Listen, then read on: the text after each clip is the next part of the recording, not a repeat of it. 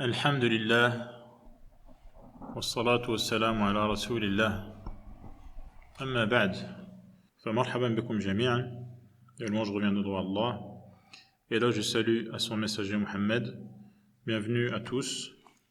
On était donc arrivé dans l'explication de Surat Al-Nahl, les abeilles, à la sajda, c'est-à-dire le verset où il y a une prosternation, le verset qui aborde le sujet de la prosternation contrainte à laquelle chaque créature est soumise, qui inclut notamment la prosternation de son ombre et la prosternation volontaire qui concerne les alliés d'Allah, ses esclaves qui choisissent de se prosterner à Allah, et qui inclut également les anges qui choisissent également cette prosternation. On continue donc. قال الشيخ ابن سعدي رحمه الله يأمر تعالى بعبادته وحده لا شريك له. Allah ordonne de n'adorer que lui et de ne lui attribuer aucun associé. Lorsqu'il dit وقال الله لا تتخذوا إلهين اثنين ويستدل على ذلك بانفراده بالنعم والوحدانية. L'argument présenté pour affirmer que le seul méritant d'être adoré est Allah et seulement Allah, c'est qu'il est le seul à accorder les bienfaits. Personne d'autre que lui ne le fait. فقال ولا تتخذوا أو لا تتخذوا إلهين اثنين أي تجعلون له شريكا في إلهيته.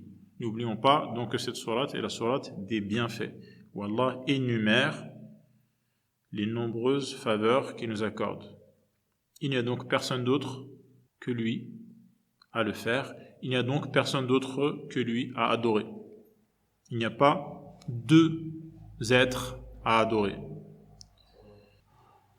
عليكم السلام ورحمة الله وبركاته. تجعلون له شريكا في إلهيته وهو إنما هو إله واحد. Ne considérez pas qu'il puisse y avoir un autre être à adorer qui serait associé à Allah, alors que le seul à être adoré de manière légitime, en vérité il n'y en a qu'un, il ne peut y en avoir qu'un seul. واحد متوحد في الأوصاف العظيمة متفرد بالأفعال كلها. Il n'y a qu'un seul être qui puisse avoir toutes les qualités de la grandeur et de l'immensité par lesquelles justement il est unique. C'est également le seul à accomplir ces actes.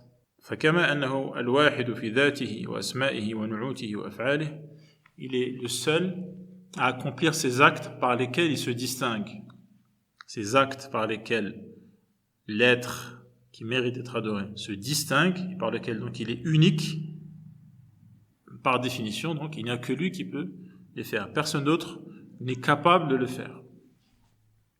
Et puisqu'il est le seul, par son être, par ses noms,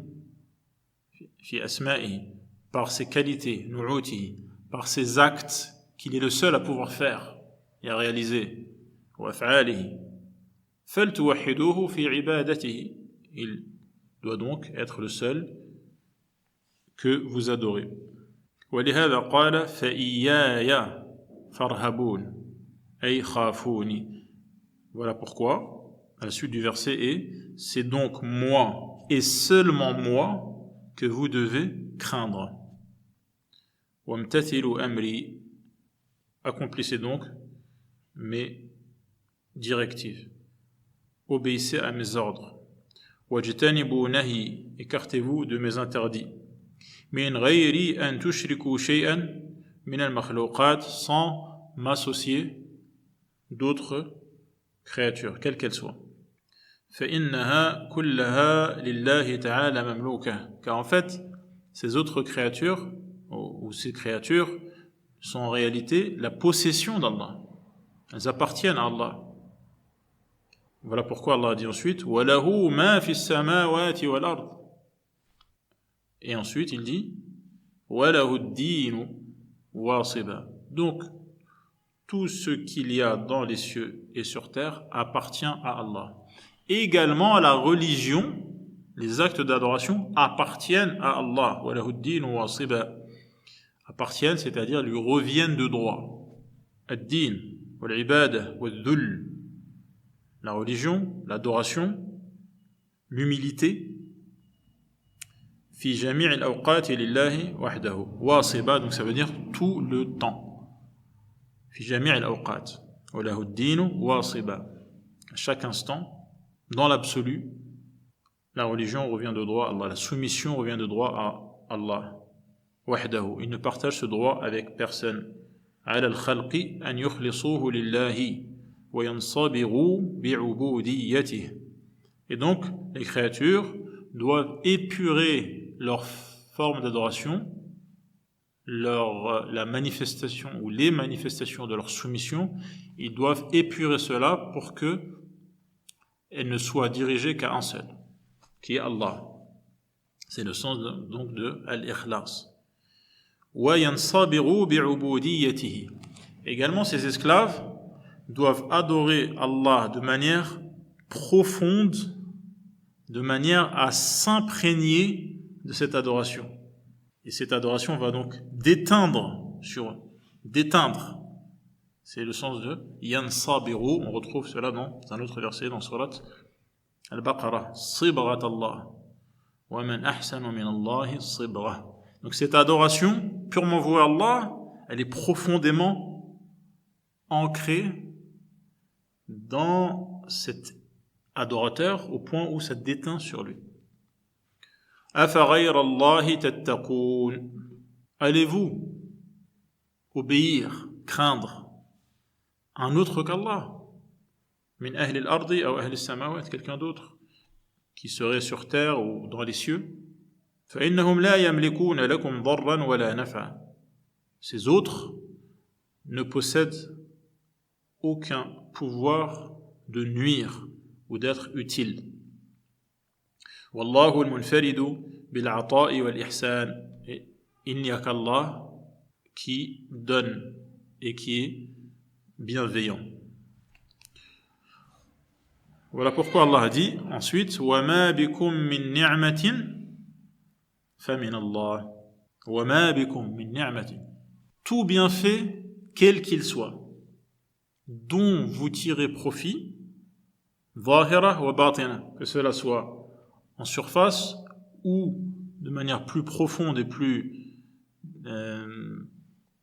moins visible, moins perceptible et plus subtile, quelle que soit cette forme de bonté, de bienfait, فَمِنَ اللَّهِ, cela vient de la part d'Allah, cela provient d'Allah.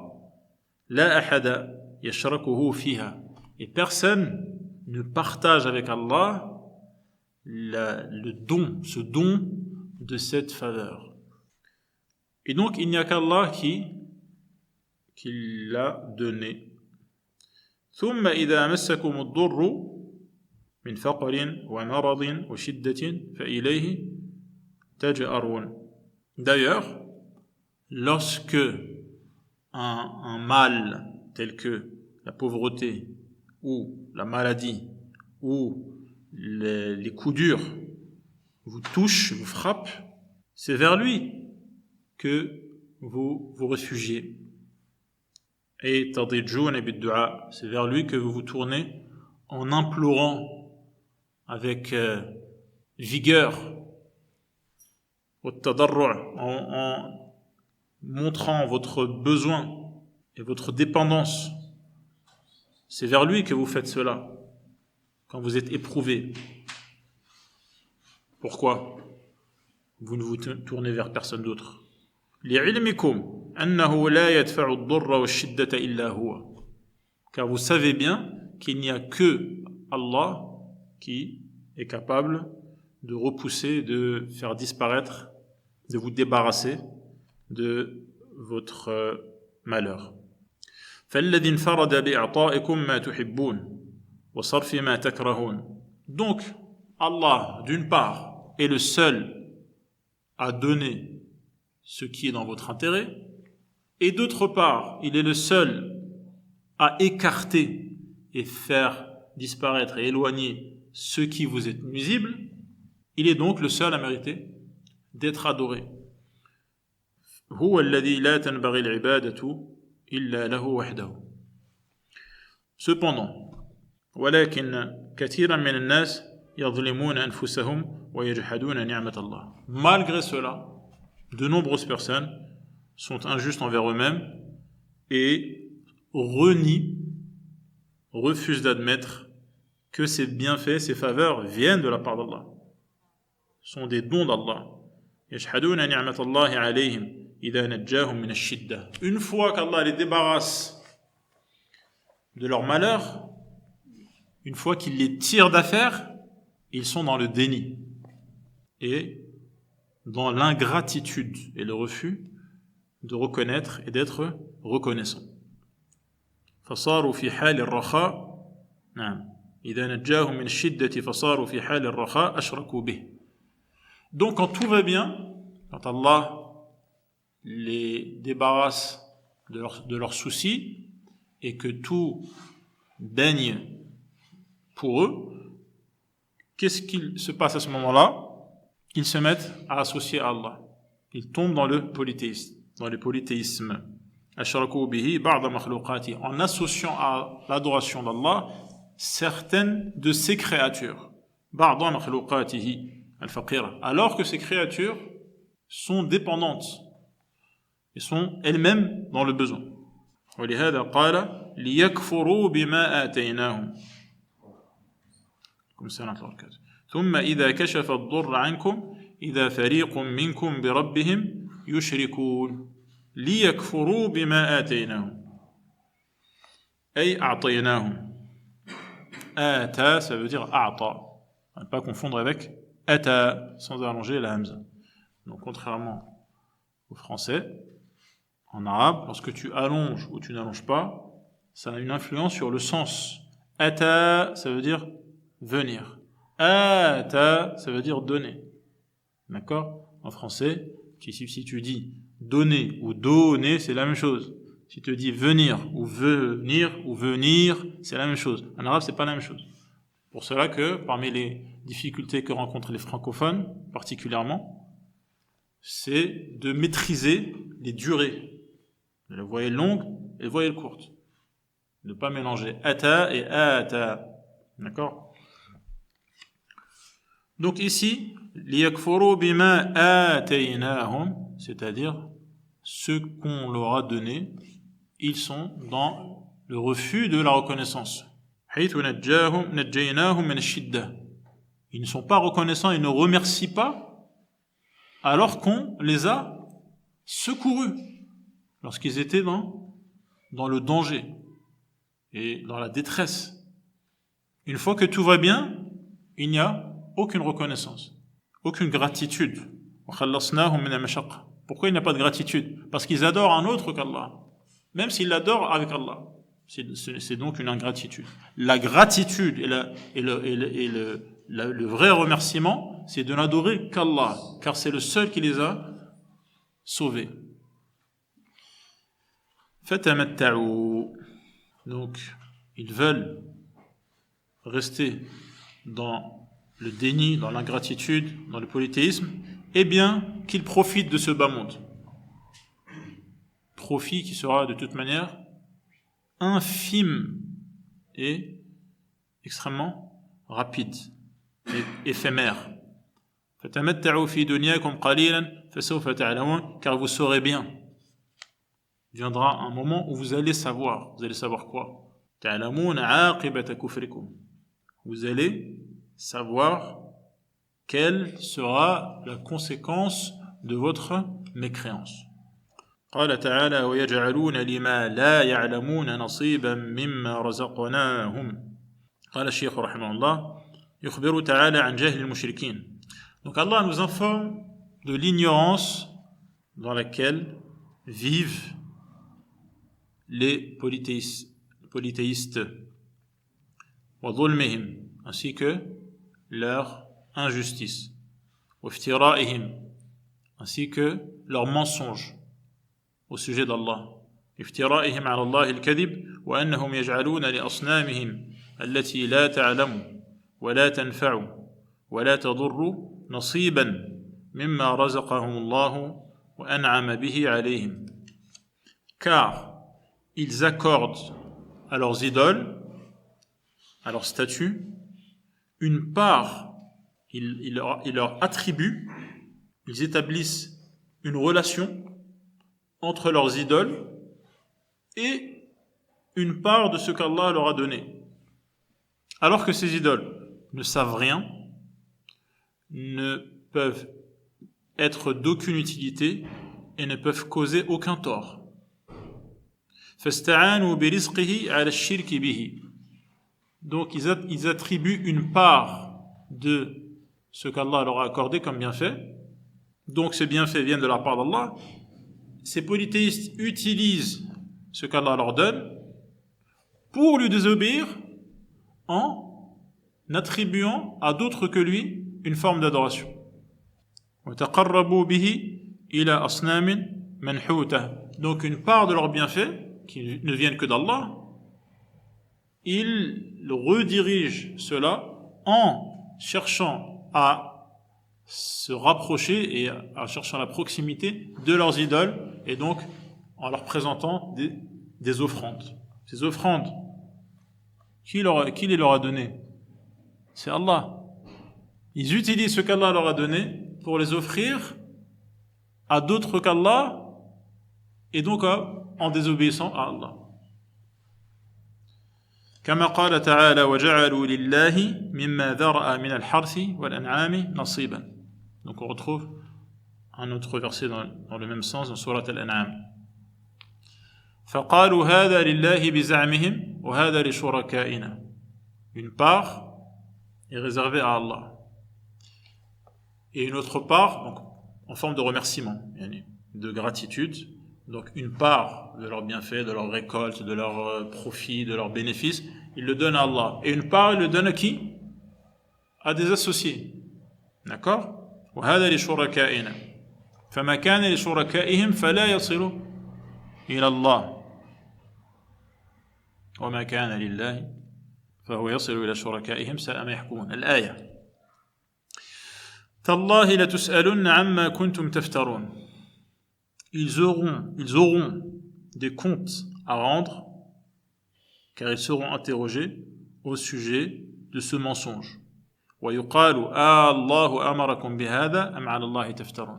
Est-ce que c'est Allah qui vous a donné l'ordre d'attribuer une part de votre adoration ou une part de vos offrandes et de votre aumône à un autre qu'Allah? Est-ce que c'est Allah qui vous a ordonné cela? Où est la preuve? Ou alors, en fait, vous mentez au sujet d'Allah. Donc, ils auront des comptes à rendre. وَمَا ظَنُّ الَّذِينَ يَفْتَرُونَ عَلَى اللَّهِ الْكَذِبَ يَوْمَ الْقِيَامَةِ. Que pensez, ou que pensent ceux qui mentent au sujet d'Allah? Que pensent-ils au sujet de ce qui les attend le jour de la résurrection? فَيُعَاقِبُهُمْ عَلَى ذَلِكَ أَشَدَّ الْعُقُوبَةِ. La punition sera la plus sévère. وَيَجْعَلُونَ لِلَّهِ الْبَنَاتِ. Ils attribuent à Allah des filles. حيث قالوا عن الملائكة العباد المقربين.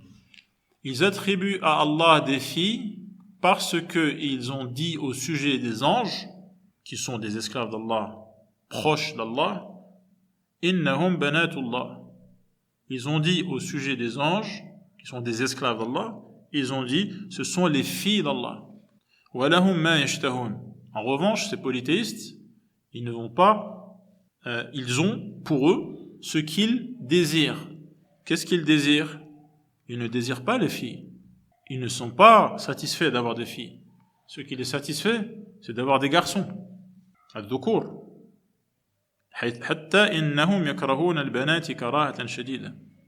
Ils détestaient, ces Arabes polythéistes, avoir des filles. C'était la pire des choses qui puissent leur arriver. Mais lorsqu'il s'agit d'attribuer des filles à Allah, ils le font. Alors que eux-mêmes détestent en avoir. فكان أحدهم إذا بشر بالأنثى ظل وجهه مسودا. lorsqu'on a annoncé à l'un d'entre eux que le nouveau-né, le bébé né, était une fille, eh bien, le reste de la journée, son visage était sombre. Dhalla wajhuhu dhalla, c'est-à-dire il passait la journée, comme l'ombre, dhill. Dhalla wajhuhu muswaddan. Son visage s'assombrissait toute la journée à cause de cette annonce. Quel malheur, pense-t-il. Il ressent que c'est une catastrophe qui s'est abattue sur lui d'avoir une fille. Il étouffe de tristesse et de chagrin. Chagrin le prend à la gorge. إذا بشر بالأنثى وحتى إنه يفتضح عند أبناء جنسه. C'est la honte pour lui. C'est la honte parmi sa tribu et ses proches que c'est une fille qui est venue et non pas un garçon. ويتوارى منهم من سوء ما بشر به, au point où il se cache, il rase les murs pour ne pas les croiser, tellement il a honte d'avoir eu une fille. يتوارى منهم من سوء ما بشر به ثم يعمل فكره. Et là, il commence à réfléchir. يعمل فكره ورأيه الفاسد. Il commence à engager une réflexion mauvaise réflexion, infondée. فيما يصنع بتلك البنت التي بشر به. Que va-t-il faire de cette fille qu'on lui a annoncée? أيمسكه على هون أي يتركها من غير قتل على إهانة وذل. Va-t-il garder cette fille en gardant en même temps la honte et l'humiliation? أم يدسه في التراب. Ou alors est-ce qu'il va l'enfouir sous terre, l'ensevelir? أيدفنها وهي حية. Ou alors va-t-il l'enterrer vivante, ce qu'on appelle al-maw'ouda. Vous connaissez le verset. وإذا الموءودة سئلت بأي ذنب قتلت.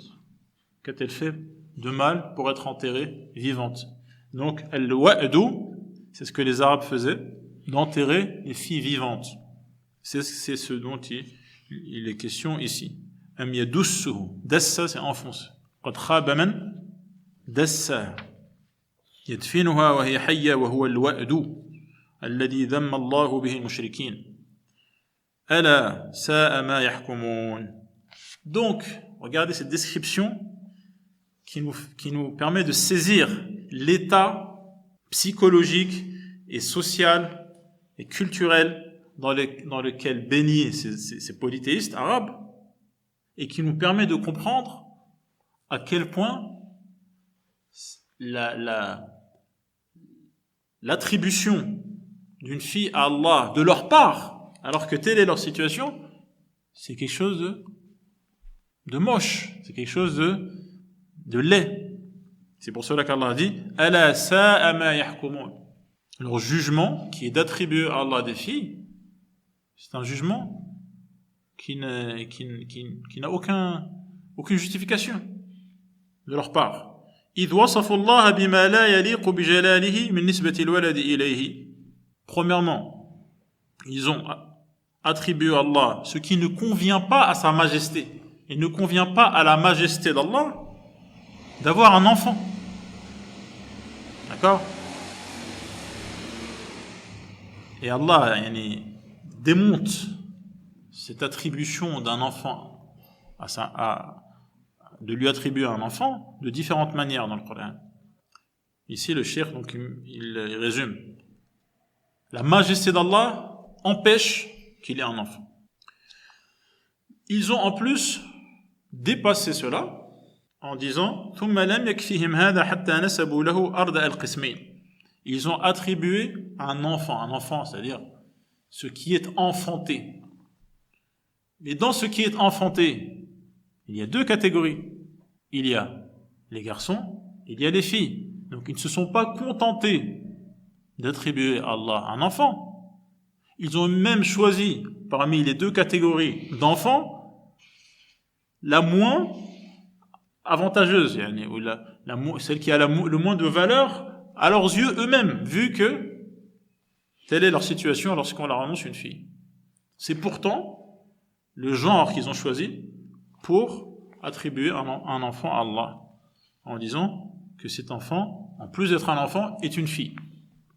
لم يكفيهم هذا حتى نسبوا له أردأ القسمين وهو الإناث اللاتي يأنفون بأنفسهم عنها ويكرهونها. Eux-mêmes refusent d'avoir une fille. Et pour eux, c'est une marque de bassesse. C'est quelque chose qui va venir les blesser dans leur amour-propre. D'accord ? Et ils détestent cela pour eux-mêmes. Comment peuvent-ils alors l'attribuer à Allah, si c'est un défaut? S'ils considèrent que c'est un défaut, comment peuvent-ils attribuer un défaut à Allah? Donc Allah a dit Sa'a ma yahkumun. Ce raisonnement, ce jugement, c'est un jugement mauvais.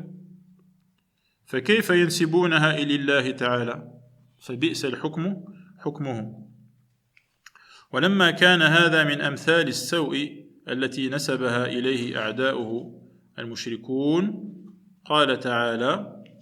Donc ce sont des jugements mauvais que les ennemis d'Allah, ces polythéistes, utilisent au sujet d'Allah. Ils utilisent le raisonnement mauvais, c'est-à-dire, en bref, lui attribuer des défauts. Des défauts qu'eux-mêmes refusent d'avoir. Allah a dit ensuite لِلَّذِينَ لَا يُؤْمِنُونَ بِالْآخِرَةِ مَثَلُ السَّوْءِ أي المثل الناقص والعيب التام. Ce sont eux, en vérité, qui sont concernés par le raisonnement et la déduction et le jugement mauvais. Ces gens-là qui ne croient pas en l'au-delà. C'est eux qui méritent d'être blâmés et qui ont les défauts, tous les défauts, ou les pires défauts. Al-aïb al-tam. Quant à Allah, وَلِلَّهِ الْمَثَلُ الْأَعْلَى. D'accord? Pour les polythéistes, مثل السوء. Pour Allah, al-mathal al-a'la, wa huwa kullu sifati kamal. À savoir que tout ce qui est d'une perfection, Allah le mérite, a fortiori, à plus forte raison. D'accord? Non pas comme on dit ces polythéistes, que les défauts, Allah les mérite, à plus forte raison. Non, c'est l'inverse. À partir du moment où une chose est une qualité, de tous les points de vue, et une qualité qui ne comporte ou n'est liée à aucun défaut, on sait qu'Allah mérite cette qualité, et c'est ces qualités à plus forte raison. C'est ça le sens de al-mathal al-a'la. Donc c'est un raisonnement par a fortiori. A fortiori. وكل كمال في الوجود فالله حق به من غير أن يستلزم ذلك نقصا بوجه, comme j'ai dit tout à l'heure dans la définition. C'est-à-dire que pour l'être humain, il peut avoir certaines qualités, mais qui incluent, ou qui impliquent un défaut. Mais cela ne concerne pas Allah. Les qualités d'Allah n'impliquent aucun défaut. Par exemple, pour nous les êtres humains, quand est-ce que l'homme est plus complet et plus parfait? Quand il est célibataire ou quand il a une famille autour de lui? Il a une femme et des enfants. Lequel des deux est plus parfait? Zayd, célibataire, ou Zayd, marié avec 7 enfants? Lequel des deux est le plus parfait? Vous avez besoin de réfléchir, hein? Marié avec une famille. Mais c'est une qualité. Mais ça inclut un défaut. Lequel? Parce qu'il a besoin d'avoir une épouse. C'est un besoin. Il ne peut pas s'en passer. Il a besoin d'avoir des enfants. Il ressent le besoin d'avoir des enfants. C'est un besoin. Alors qu'Allah n'a pas de besoin. Il n'a pas de manque. D'accord? C'est pour cela qu'on ne dira pas, donc, à plus forte raison, Allah. Donc, c'est une qualité qu'il ait une compagne, une épouse ou des enfants. Non, parce que ça c'est une qualité qui implique un défaut. On parle des qualités qui n'impliquent aucun défaut, comme la vie, la science, la connaissance, le savoir, le pouvoir. D'accord? Donc, à ce sujet-là, on dira Lillahi al-mathalul a'la. C'est une qualité de savoir, eh bien, à plus forte raison, Allah a cette qualité. Si cette qualité existe, d'accord, eh bien, à plus forte raison, Allah a cette qualité. Et toute personne, créature qui a cette qualité, en vérité, qui lui a donné? C'est Allah qui lui a donné cette qualité. Donc, à plus forte raison, Allah a cette qualité. Celui qui a donné à chacun sa portion de science, son degré de science, c'est Allah. Donc, à plus forte raison, lui a la science. Et ainsi de suite, pour toutes les qualités. C'est le sens de « Walillahi al-mathalu al-a'la ». D'un autre point de vue, « Walillahi al-mathalu al-a'la », ça signifie « Walahu al-mathalu al-a'la fi qulubi awliya'ihi ».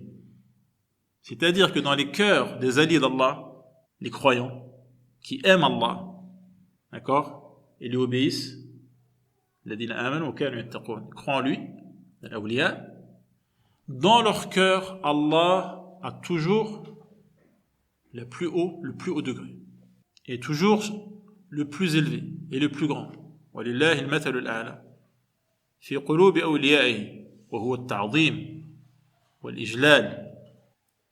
L'importance qu'il donne, eh bien, vient en tête de cette importance, l'importance qu'il donne à Allah. Ça, c'est un des sens de, également, un autre sens de وَلِلَّهِ الْمَثَلُ الْأَعْلَى. Ce qu'il y a de plus grand, de plus immense, également dans l'amour qu'ils ont, ce qui vient tout en haut, c'est l'amour qu'ils ont pour Allah. Donc le mathal al-a'la, ça veut dire le plus haut, d'accord? Wal-inaba wa al-ma'rifa, la connaissance qu'ils ont, la connaissance qui a le plus de valeur pour eux, c'est la connaissance d'Allah. Al-inaba également, le fait qu'ils soient complètement tournés vers Allah subhanahu wa ta'ala, vers son obéissance. وَلِلَّهِ الْمَثَلُ الْأَعْلَى وَهُوَ الْعَزِيزُ الْحَكِيمُ. العزيز الذي قهر جميع الأشياء. قهر. Donc al-aziz, ça veut dire plusieurs choses. Notamment, ici, ce qu'a choisi le cheikh, c'est al-izza al-qahr, al-ghalaba. Comme les Arabes disent, man azza baz. Man azz baz. Et celui qui a gagné la guerre, c'est lui qui rafle le butin. Donc, al-aziz, ça a le sens de vaincre, soumettre les autres, dominer. D'accord? Al-qahr. Qahara jami'a al-ashya'.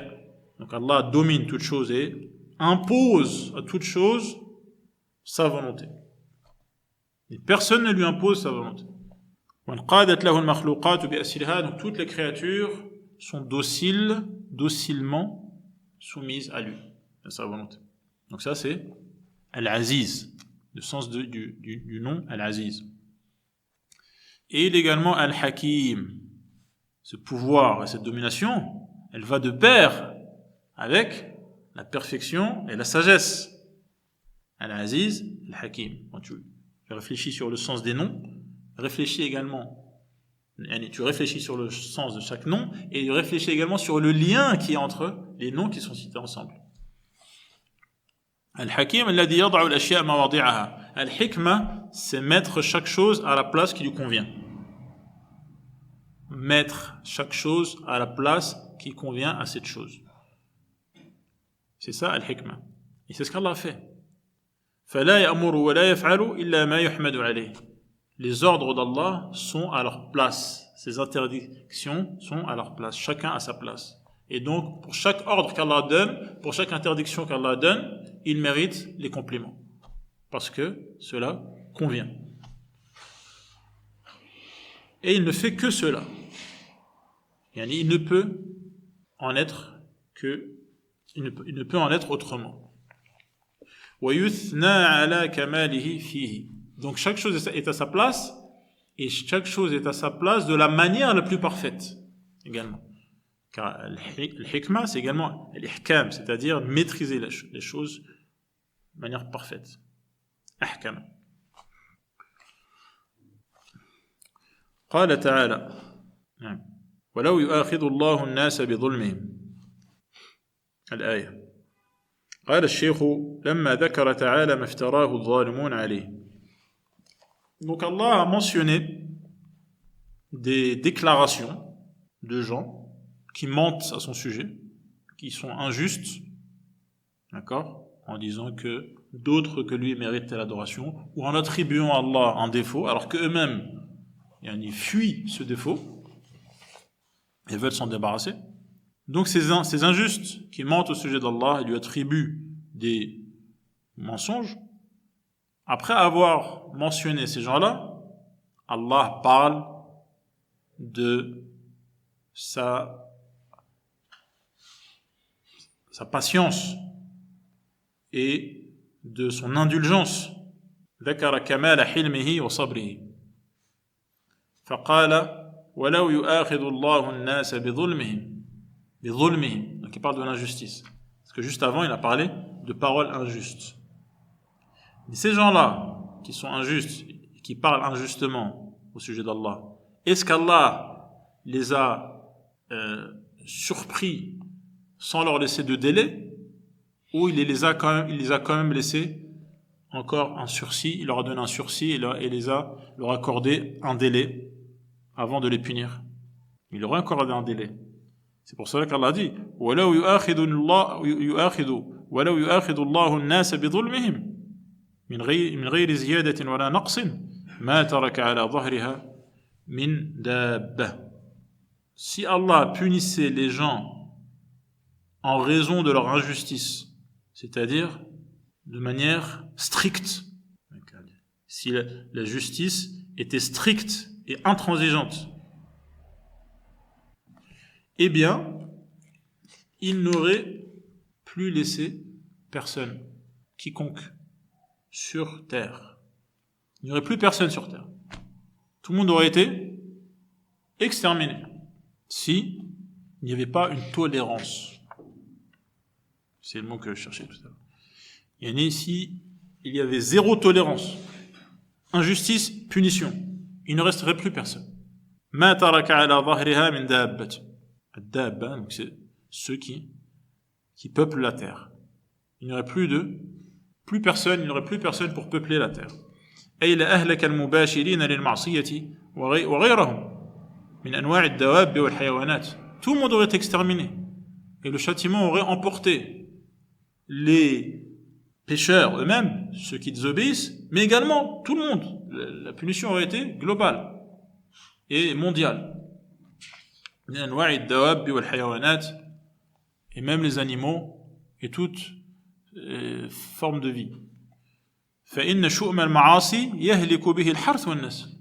Car le péché, il a une influence, il a des effets, et il en découle une destruction massive de la végétation, la flore, et également du genre humain. Donc, il ne resterait plus rien à cause de cette injustice. Mais Allah est indulgent. Il n'est pas intransigeant. C'est pour cela qu'Allah dit وَلَكِنْ يُؤَخِّرُهُمْ. Il accorde un délai. Il mérite le châtiment. Un châtiment qui a des conséquences, comme on dit aujourd'hui, qu'on appelle ça là, les dégâts collatéraux. C'est-à-dire que ceux qui commettent les péchés, ils seront détruits, mais également, ceux qui les entourent également seraient détruits à cause d'eux. Mais cela n'a pas lieu. Pourquoi? Parce qu'Allah est indulgent, et il leur accorde un délai. Il ne précipite pas la punition.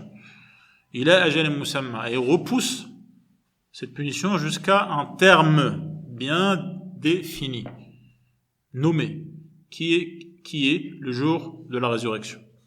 فإذا جاء أجلهم لا يستأخرون ساعة ولا يستقدمون. Et quand ce terme arrive, ils ne peuvent plus donc ajourner, remettre et repousser, ne serait-ce que d'un instant, ça c'est un instant.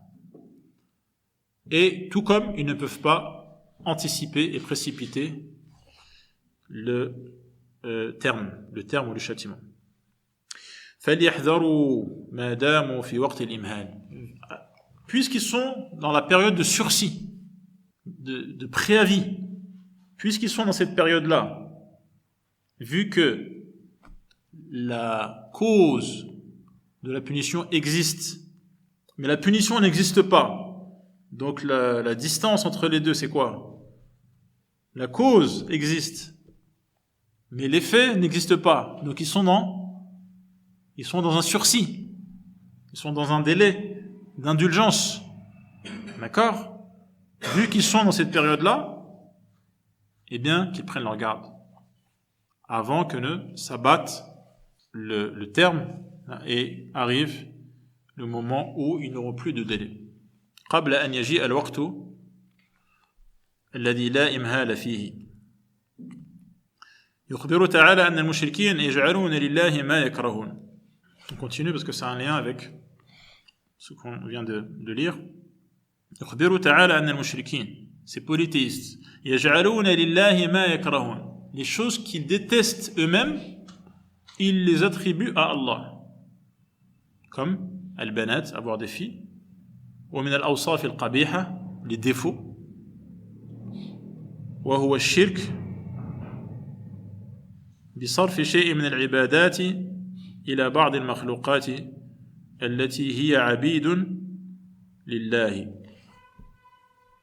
C'est un défaut que d'avoir des esclaves, d'accord, et que ces esclaves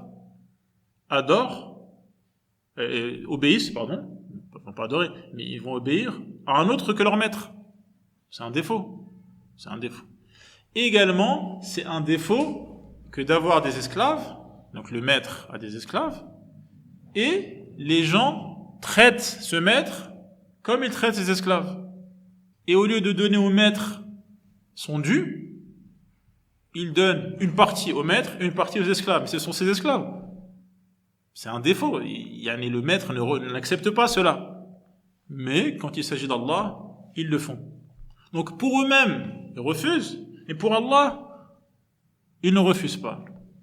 D'accord? C'est pour cela qu'Allah emploie le terme de l'injustice, al-dhulm. Donc, وَيَجْعَلُونَ لِلَّهِ مَا يَكْرَهُونَ. Ce qu'ils détestent pour eux-mêmes, ils l'attribuent à Allah. Avoir des filles, et également partager ses droits avec ses esclaves. Mais ces esclaves, ils n'ont aucun droit à partager avec lui. Oui, ce sont ses esclaves, ils ont des droits, mais pas son droit à lui, au maître, qui le concerne spécifiquement. Il ne va pas partager cela avec ses esclaves. D'accord? Il ne va pas partager, par exemple, ses richesses avec ses esclaves. C'est ses richesses à lui. Ses esclaves lui appartiennent. Ils n'ont aucun droit sur ce qui le concerne lui, ce maître. C'est clair. Pourtant, eux, quand ils adorent d'autres qu'Allah, avec Allah. وهو الشرك بصرف شيء من العبادات إلى بعض المخلوقات التي هي عبيد لله فكما أنهم يكرهون ولا يرضون أن يكون عبيدهم وهم مخلوقون من جنسهم شركاء لهم فيما رزقهم الله فكيف يجعلون له شركاء من عبيده. Ils ont des esclaves. Premièrement, ce sont des esclaves du même genre, ce sont des êtres humains. Et malgré cela, lorsque ils ont des ressources, ils refusent de les partager avec leurs esclaves. D'accord? Comment alors peuvent-ils attribuer à Allah des esclaves qui en plus sont ses créatures? L'être humain refuse de partager avec ses esclaves, mais des esclaves ce sont des humains, et lui c'est un humain. Donc à plus forte raison de partager est quelque chose de mauvais s'il s'agit de partager entre le créateur et la créature. Parce que déjà entre les créatures, c'est quelque chose d'inacceptable. C'est encore moins acceptable s'il s'agit de partager entre le créateur et sa créature. واضح؟ وهم مع هذه الإساءة العظيمة, donc avec ce jugement extrêmement injuste, تصف ألسنتهم الكذب أن لهم الحسنى, ils affirment en mentant, d'accord, que ils méritent la plus belle situation. أي أن لهم الحالة الحسنة في الدنيا والآخرة. يعني ils considèrent que ce sont des gens bien. Et leur manière de voir les choses et de vivre, c'est quelque chose de correct, de juste. Et même dans l'au-delà, à supposer qu'il y ait un au-delà, parce qu'en principe il renie, mais en supposant en supposant qu'il y a un au-delà, également ça se passera bien. D'accord? Donc ils agissent mal, et leur jugement est de la pire injustice, mais cela ne les empêche pas de n'avoir aucune inquiétude et même d'être confiants. Ici-bas et même dans l'au-delà, en supposant qu'il y a un au-delà pour eux. رد عليهم بقوله لا جرم أن لهم النار وأنهم مفرطون أي مقدمون إليها ماكثون فيها لا جرم, donc ça veut dire assurément, d'accord, حقا, et ils auront l'enfer et ils seront présentés à cet enfer et ils y demeureront ماكثون فيها غير خارجين منها أبدا, et n'en sortiront jamais. نسأل الله سبحانه وتعالى أن يجعلنا من الموحدين له, الموحدين إياه, متبعين نبيه صلى الله عليه وسلم. هذا والله أعلم, صلى الله على محمد وعلى آله وصحبه أجمعين, الحمد لله رب العالمين.